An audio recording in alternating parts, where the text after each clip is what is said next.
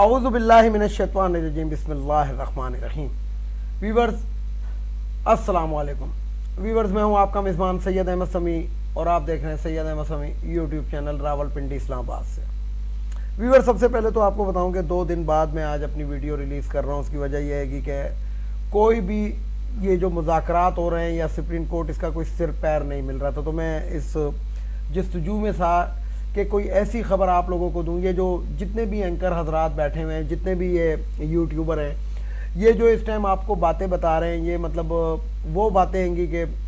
جسے کہتے ہیں کہ سر نہ پیر۔ لیکن اب میں آپ کو آج 2 دن کے بعد میں آپ کے پاس جو دوبارہ حاضر ہوں، تو وہ میں آپ کو بتاؤں کہ بہت ہی ایک ان 2 دنوں کے اندر ایک بڑی زبردست قسم کی ڈیولپمنٹس ہوئی رہی ہیں۔ اور یہ بھی میں آپ کو بتاؤں گا کہ یہ جو مذاکرات ہو رہے ہیں یہ کیوں شروع ہو رہے ہیں اور کیوں ایک دم شروع ہو گئے، اور میں آپ کو یہ بھی بتاؤں کہ یہ گوٹی کہاں پہ جا کے پھنسے گی، اور سب سے مین امپورٹنٹ بات میں آپ کو یہ بتاؤں کہ یہ مذاکرات کیا جسے کہتے ہیں لالی پاپ تو نہیں ہے۔ تو ان تمام کے اوپر ذرا بات کرتے ہیں اور ذرا روشنی ڈالتے ہیں۔ سب سے پہلے تو میں آپ کو بتاؤں، اور بالکل 2 ٹوک الفاظ میں کسی لگا لپٹی کے بغیر بتا رہا ہوں کہ الیکشن کی مخالفت جو ہے وہ ہماری اسٹیبلشمنٹ کر رہی ہے۔ جو سپریم کورٹ نے تاریخ دی ہے، کیونکہ سپریم کورٹ کے کمرے میں بھی وہ جو چیمبر کے اندر یہ گئے تھے، D G I S I وغیرہ گئے تھے، تو انہوں نے جا کے سیدھا یہ کہا ہے کہ جی ہم الیکشن کروانا نہیں چاہتے اور ہمارے پاس فوج نہیں ہے، فلانا نہیں ہے، ڈمکانا نہیں ہے۔ حالانکہ میں آپ کو بتاؤں کہ شاید سپریم کورٹ کو پتہ تو ہوگا، ڈیفینیٹلی پتہ ہوگا، اتنے قابل ججز ہیں، اتنے بال ان کے سفید ہو گئے ہیں، لیکن میں آپ کو بتاؤں شاید یہ ہمارے حافظ صاحب جو ہیں، جسے کہتے ہیں کبوتر کی طرح دیکھ کے، جو کبوتر جو ہوتا ہے بلی کو دیکھتا ہے تو وہ کبوتر آنکھیں بند کر لیتا ہے کہ شاید بلی واپس چلی جائے گی، لیکن بلی جو ہوتی ہے وہ کبوتر کو لے کے ہی جاتی ہے۔ تو حافظ صاحب جو ہیں وہ عوام کی پلس کو نہیں سمجھ رہے، اور انہوں نے یعنی کہ وہ اس چیز کو محسوس نہیں کر رہے کہ عوام کس کرب کے اندر ہیں، بلکہ یہ ایک میں یہاں پہ ایک بڑی زبردست قسم کی بات کہنے مثال دینے لگا ہوں کہ فرعون بہت ظالم تھا، لیکن بہرحال وہ اپنی عوام کے بچے بھی مرواتا تھا، سب کچھ مرواتا تھا، لیکن اس نے اپنے عوام کو بھوکا نہیں مروا رہا تھا۔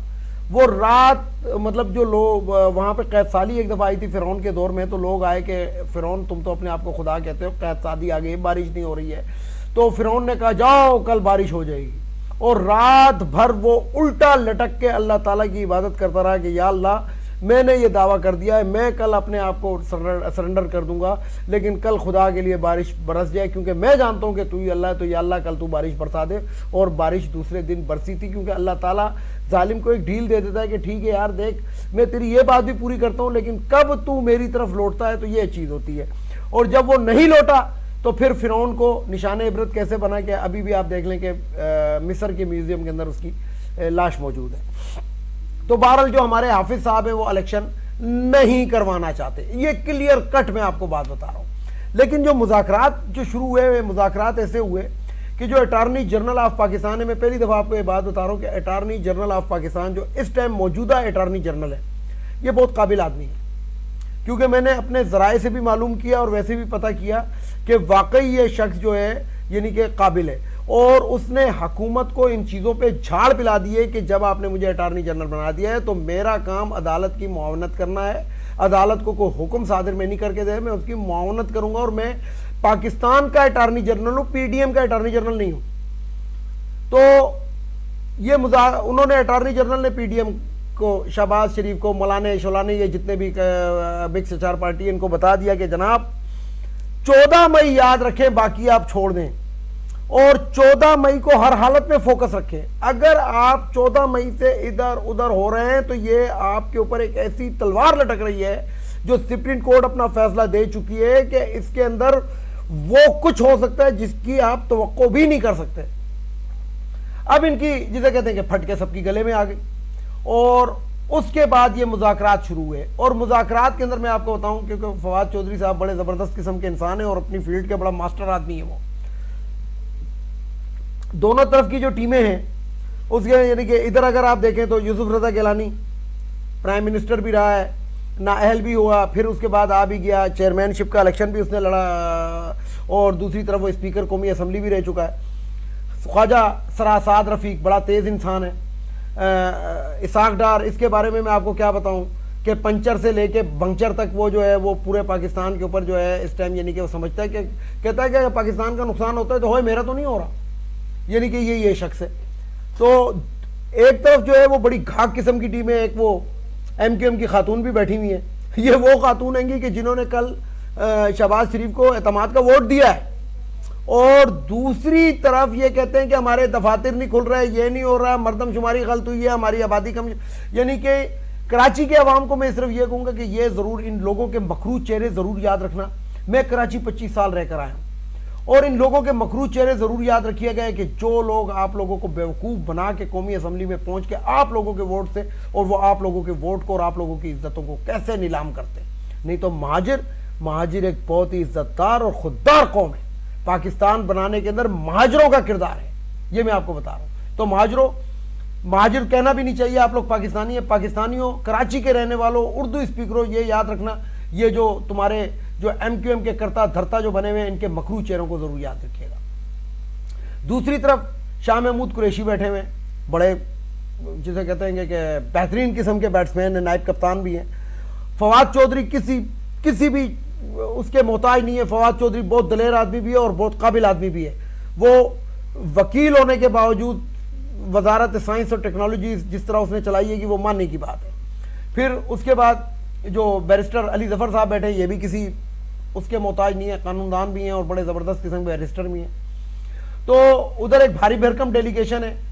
اور ادھر جو ہے یہ 3 بندے جو ہیں، یعنی کہ جسے کہتے ہیں کہ کبڈی کے جو 3 پلیئر ہیں وہ 11-12 کا مقابلہ کر رہے ہیں، 13 کا. مولانا فضل الرحمان باہر بیٹھا ہوا ہے گا، وہ آپ کو پتا ہے وہ شیطان آدمی ہے. پاکستان کے اندر شیطان نے اپنی ڈیوٹی اس شخص کو دی ہوئی ہے، تو وہ انشاءاللہ کوئی نہ کوئی جسے کہتے ہیں کہ شیطانی کرے گا، لیکن وہ اس وقت کرے گا کہ جب مذاکرات کامیاب ہونے لگیں گے. تو ابھی وہ اور مریم جو ہے خاموش ہے، کیونکہ مریم بھی اسی طرح کی ہے، وہ بھی اسی طرح کی ہے گی، یعنی کہ وہ اپنے اس ملک کو اپنے باپ کی جاگیر سمجھتی ہے. تو بہرحال میں آپ کو بتاؤں کہ میں نے آپ کو بتا دیا کہ الیکشن کون نہیں ہونے دے رہا. اپنی پھٹتی کے تحت یہ آ کے صرف ایک لفظ ہے کہ 14 مئی کی وجہ سے یہ آ کے بیٹھ گئے، نہیں تو سپریم کورٹ نے ان کے گلے کے اندر پھندا بالکل فٹ کر چکا ہے. اور میں آپ کو بتاؤں کہ رپورٹیں طلب کر رہی ہیں، ریٹن کے اندر وہ ہر چیز آ رہی ہے ان کے پاس، اور وزارت خزانہ کے اندر آج سپریم کورٹ آف پاکستان کے اہلکار پہنچے ہیں، انہوں نے تمام چیزیں کلیکٹ کر لی ہیں. اور یہ میں بتا دوں کہ اسحاق ڈار جو ہے نا، یہ بہت غلطی کر گیا کہ برطانیہ سے پاکستان آیا، یہ لگتا ہے کہ اب کہیں اور ہی جائے گا. تیسری اور آخری چیز میں آپ کو بتاؤں آخر کے اندر، کیونکہ ویڈیو طویل ہو جائے گی میری، کہ مذاکرات کی گوٹی کہاں پہ آ کے پھنسے گی. مذاکرات کی گوٹی آ کے یہاں پہ پھنسے گی کہ یہ پاکستان تحریک انصاف کو یہ اس میں آنا پڑے گا، اسمبلی کے اندر آ جائے گی. اسمبلی کے اندر آ کے یہ 1 ٹائم کے لیے آئین میں امینڈمنٹ بھی کرنی پڑے گی کہ یہ جو 14 مئی سے اوپر جا رہا ہے.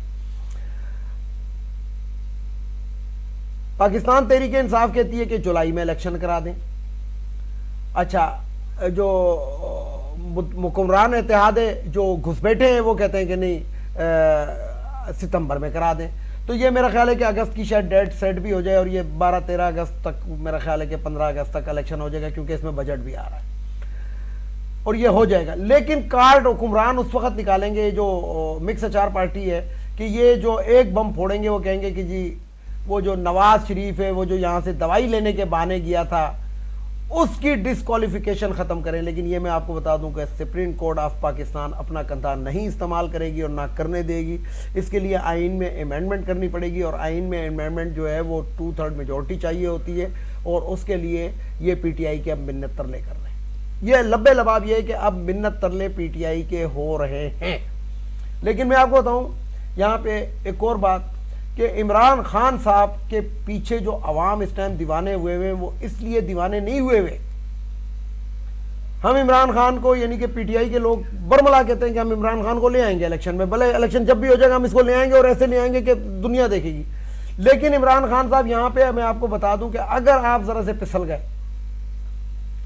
اور آپ نے اس چیز کے اوپر کمپرومائز کر لیا، تو یہ عوام آپ کو ہیرو سے زیرو بھی کر سکتی ہے، جس کے چانسز بھی ہیں. کیونکہ پاکستان کے اندر ذہن تبدیل اسی وقت ہو جائے گا کہ یار کل تک آپ یہ کہہ رہے تھے، آپ یہ کہہ رہے ہیں. جس طرح مریم نواز آج تک وہ ٹی وی کے اوپر،